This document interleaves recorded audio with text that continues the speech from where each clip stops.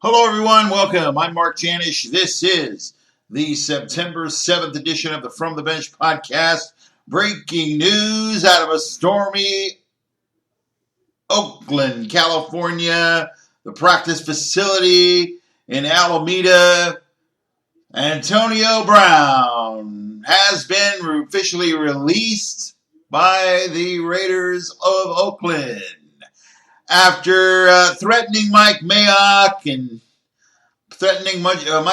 with a punch in the face. Antonio Brown, the diva of receivers in his own mind, has now been officially released by the Oakland Raiders, and he is able to sign a contract after 1 p.m. today, 2 hours from now on the West Coast here. Any team that would want the cancerous Brown has got to be desperate or they didn't do their homework.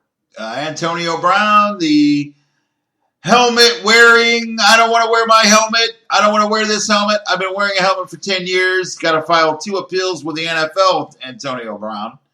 Also, Antonio Brown that feels he doesn't need to practice, doesn't want to necessarily be a Raider. He wants to spend more time on social media. However, in his defense, I do think that he probably is correct in a way regarding the slave master mentality of white NFL owners and the constituency or the pool of players that they have to pull from. Once again, it goes into the fact that the union is essentially 70% or more African-American, black players, etc., right? But the fact of the matter is Antonio Brown has lost sight of the fact that there's no I in team. The truly talented wide receiver has made it clear that it's all about him. And that's not going to fly with Mike Mayock and John Gruden. Now, why is this important? Because, number one, this allows for players. This is why the NFL doesn't have guaranteed contracts. Number one, because they don't want to let players get out of pocket, so to speak. Because if you and I went to our workplaces and acted like this, they would have got rid of us a long time ago.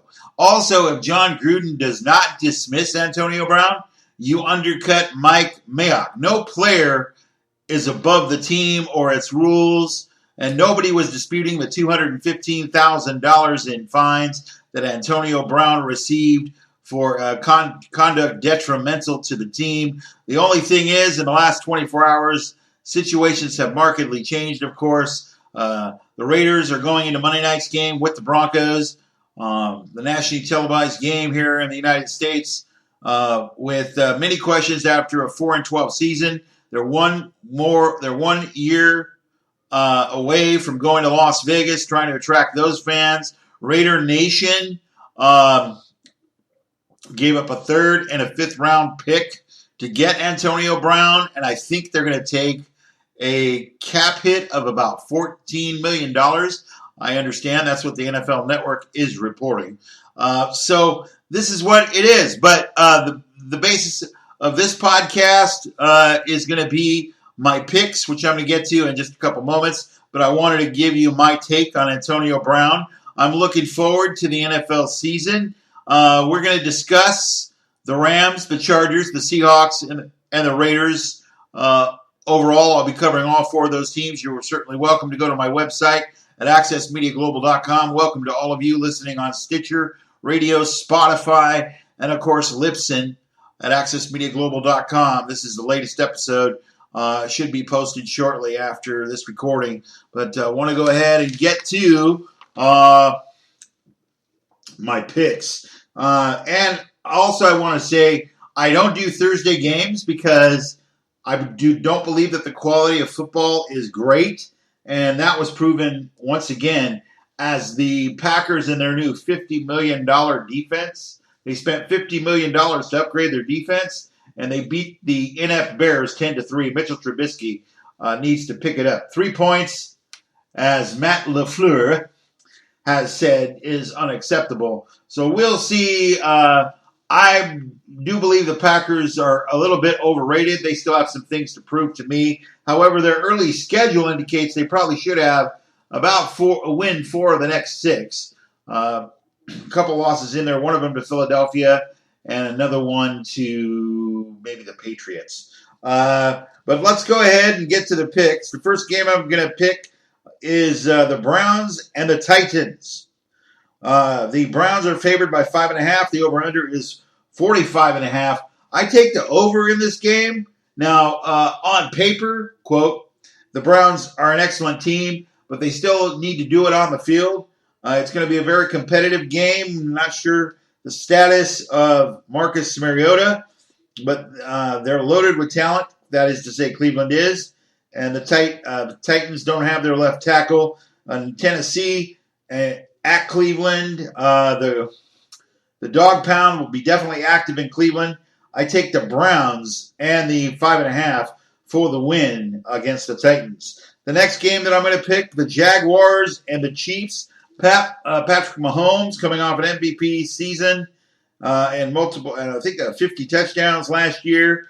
The Jaguars with new look quarterback.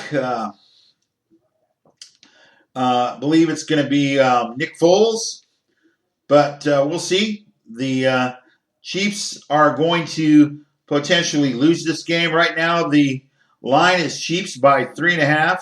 I go ahead and take the over at 51.5, but I'm going to go ahead and predict an upset. The Jaguars are going to beat the Kansas City Chiefs. Take the Jaguars and the points. The Ravens with Lamar Jackson. Not sure about this offense. Hearing a lot of run option, read option stuff with Lamar Jackson. So we'll see how Lamar Jackson does in his first full season as a starter and how the reworked Ravens defense, with among others ex-Seahawk Earl Thomas, will work out. But the Dolphins are overmatched in this one. I don't expect the Dolphins to be a threat. The only thing they're going to be a threat for is to get the number 1 pick. I believe they're going to tank the season. They're in a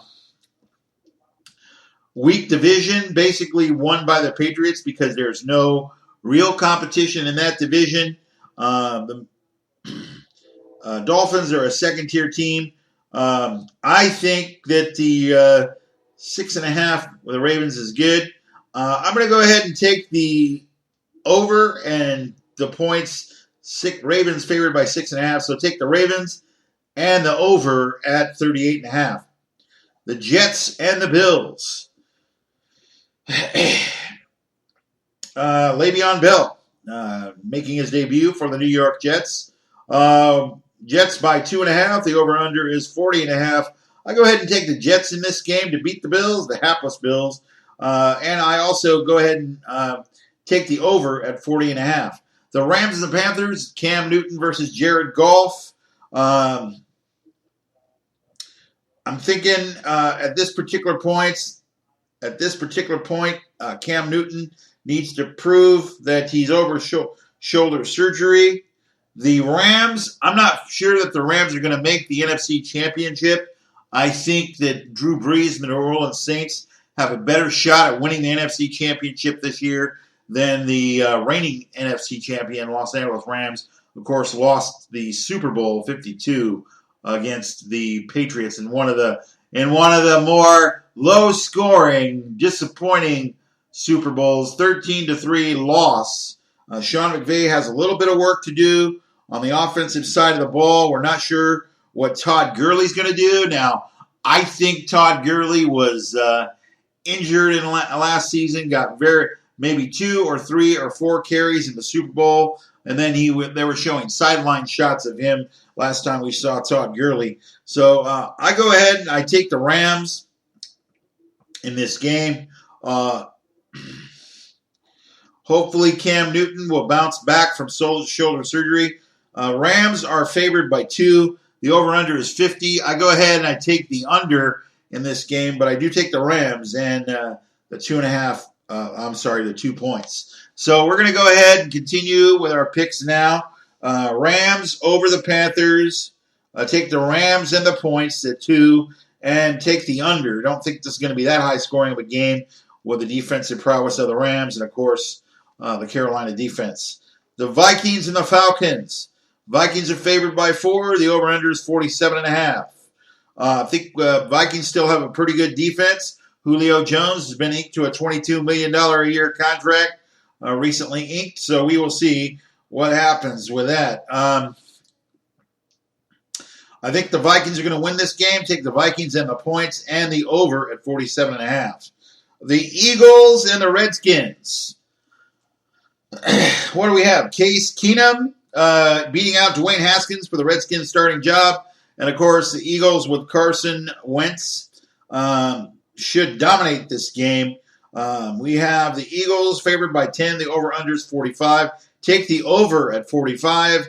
And I would go ahead and take the Eagles and the 10 points. I have a feeling this could be a blowout as far as the Redskins are concerned.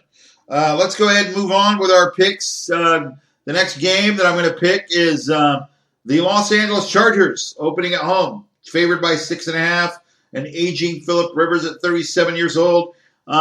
Should be not a problem for the Chargers. A little concerned about the loss of Derwin James on the back end of the Charger defense. Andrew Luck retiring was a big blow, of course, to the Colts. But Jacoby Brissett isn't that bad. What I do think, though, is Jacoby Brissett, he's a little bit different kind of a player in the sense of the run option threat. His threat to run is there. He's also a different type of athlete where that is concerned. He moves around the pocket pretty well, can run the ball if necessary, but I don't know if Frank Reich over there in where the Colts wants to change the offense to accommodate Jacoby Brissett. But there's going to be some changes.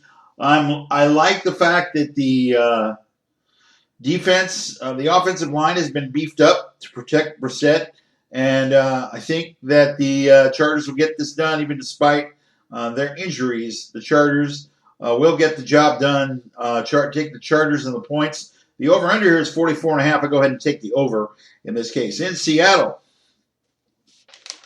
the Seahawks by 9.5. The over-under is 44 points. Jadeveon Clowney, acquired by the Seahawks. I think they need one more player on the defensive side of the ball to rush the passer with the loss of Frank Clark to Kansas City for a couple of draft picks in 2020 and beyond. We'll see if Jadeveon Clowney can stay healthy. Seattle always a tough place to play for the visitors. This game is in Seattle. I take Russell Wilson, the renegotiated, highly paid quarterback, over second-tier quarterback, in my opinion, Andy Dalton. Seahawks by 9.5. Go ahead and take the Seahawks and take the over at 44. The Lions and the Cardinals. Now, this is interesting because Cliff Kingsbury, I couldn't remember the coach's name, was talking about him to some folks on Thursday night watching the Packer game. Cliff Kingsbury has not earned anything to warrant this job. But we'll see what the mini version of Kyler Murray, I think he's being 5'10.5", I want to say. A very short quarterback, but of course, then all he needs to do is look across the division and see what Russell Wilson has done. So hopefully the number one pick can do some things. So we're looking at Lions back Kerryon Johnson to have a great day. Cardinal offense could be exciting to watch, but the Arizona pass defense is terrible. Okay, so Lions, I take the Lions in this game. The Lions are favored by 2.5. Take the 2.5 and the under in this case, because we don't know what the offense for the Cardinals and the Lions is going to look like. Matthew Stafford fills the stat sheet very nicely, but once again, we'll see what happens there. I go ahead and take the Lions and the under at 46.5. Okay, so Lions and the under 46.5.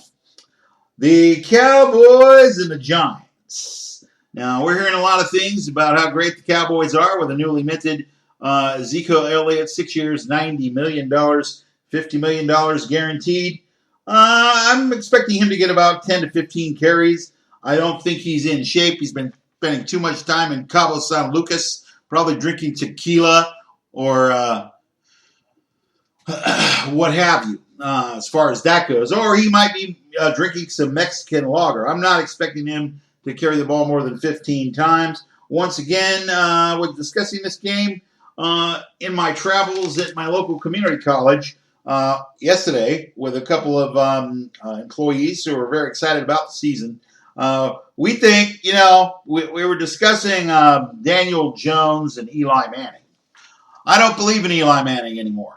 Eli Manning is on the end of his backside of his career, 2 Super Bowl titles. Daniel Jones had a great season. Now, the interesting thing is Saquon Barkley, he's probably going to get 300 to 400 touches this year between passing and receiving. He's the only thing that's going to salvage Eli Manning. But if the Giants get off to a bad start, my prediction, I asked a question of a bookstore employee yesterday at Santa Barbara Community College, where I'm attending classes, by the way. I make my purchase at the counter, right? We begin to talk some football and talk to a Giants fan, very enterprising, young, attractive bookstore employee. We were talking about Daniel Jones and Eli Manning, and when Daniel Jones was going to probably try. Crack the lineup. He's going to not try to crack the lineup. He's going to crack the lineup here. I asked her what the over-under was on him getting into the lineup. I think by week 8, we're going to see Daniel Jones. If Eli Manning gets off to a bad start, and let's say Saquon Barkley is not getting the prerequisite yards he needs to keep Eli in the lineup. Strange to say that Saquon Barkley is the key to the survival of Eli Manning, because Eli Manning probably should have been released, but I'm not, New York Giant management. Yeah, they probably should have got Dwayne Haskins, but then again, that's why they pay, Dave Gettleman, the big bucks there in New York. So back to this game, Cowboys by 7.5. A game of the week, probably going to be in the late window there. Over under 45.5. I'll go ahead and take the over. And I do actually think that the Cowboys will win this game, but I don't believe Ezekiel Elliott will have more than 15 carries. If he does, it'll be a surprise to me. He may come in out of shape. Apparently, he's been spending time with Marshall Faulk in Cabo San Lucas. But like I said, lots of opportunities to drink Mexican lager, tequila, what have you, in Cabo San Lucas. The 49ers and the Buccaneers. In Tampa Bay, this is the last year for Jameis Winston's contract. He has a lot to prove. In this case, Jimmy Garoppolo has not looked sharp during the preseason. Bruce Arians should have the Buccaneers ready. Todd Bowles has had a lot of speed to the Buccaneers defense. Go ahead and take the Buccaneers. The Buccaneers favored by 1. The over-under is 51. I'm probably going to go ahead and take the under at this point. I'm not sure what the 49ers can do. Not sure that the offense will be clicking for one Jimmy Garoppolo. He has a lot to prove with a big contract he signed just a couple of years ago. The night game, folks, the Sunday night game. Patriots, world champion Patriots by 5.5. Over-under is 49.5. The Steelers and the Patriots. Fortunately, the Steelers have a drama-free locker room after getting rid of the aforementioned released Antonio Brown today, plus an outstanding offensive line and lots of good weapons. Juju Smith-Schuster. And the Patriots, interestingly enough, the Patriots usually lose a game or two in the first 4 weeks of the season, and that's not due to lack of preparation. It's just I think, with the advent of preseason and starters not playing the preseason necessarily anymore because they don't need to get into shape. They're already coming to camp in shape. That was one of the big changes that's happened over the last 25 years or so in the NFL. Guys who were prime athletes came out of came into training camp out of shape. So what you would do in the past, you would sit there and you would play your guys to play them into shape. But right now, due to contracts, safety, other issues, as far as your franchise players go, you don't want to get your players injured. So what I'm saying to you is I think that the Patriots are going to lose a game or two on the first four. So I do believe there is potential with Ben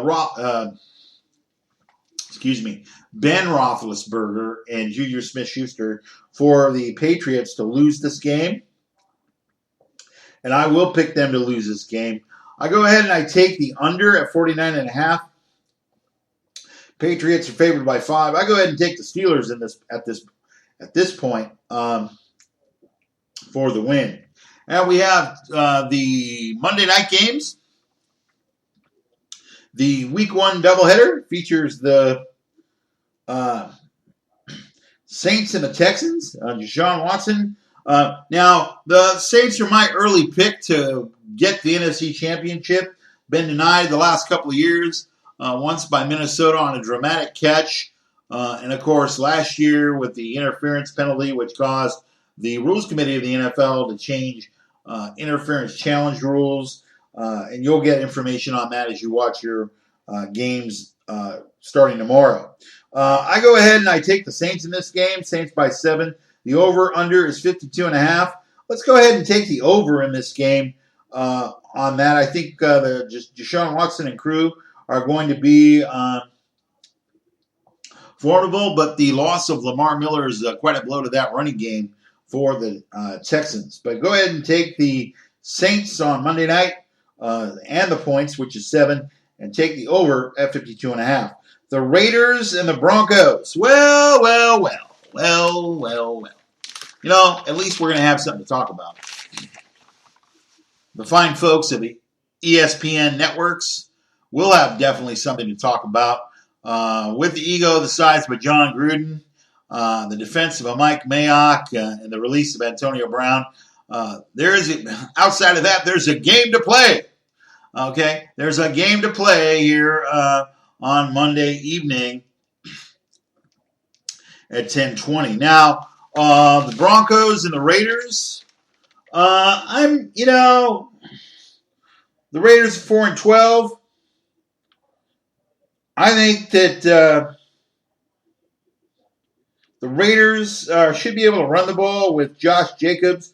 Joe Flacco now in Denver should give the Broncos, a fighting chance, I guess you would say. The line here is Broncos by 2. The over-under is 43.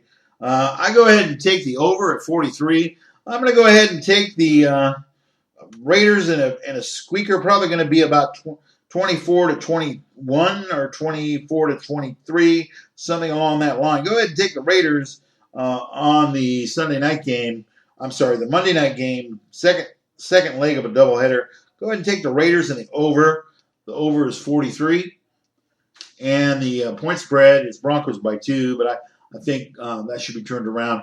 We'll give the Raiders a couple of points. But then again, you never know how guys are going to react to the drama in the locker room. So that ends my podcast here. About 25 minutes, 26 minutes of Week 1 NFL picks. You're welcome to go to the website at accessmediaglobal.com. I'll have more posts for you throughout the weekend, but right now, I'm Mark Janish saying thank you for listening on Spotify, Stitcher, and Libsyn at accessmediaglobal.com. So long, everyone. Enjoy week number 1. We'll be back with week 2 picks next week. Go ahead and enjoy the fantasy football season and the aforementioned most popular sport in America. Week 1. Football's back on Sunday. I'll be back next week. Thank you for listening to the podcast. Once again, this is Mark Janish for the aforementioned From the Bench podcast. From the Bench, this is your erudite and somewhat charming host, Mark Janish, saying so long until next week. Take care, everyone. Have a great weekend and enjoy week 1 of the 2019 NFL season.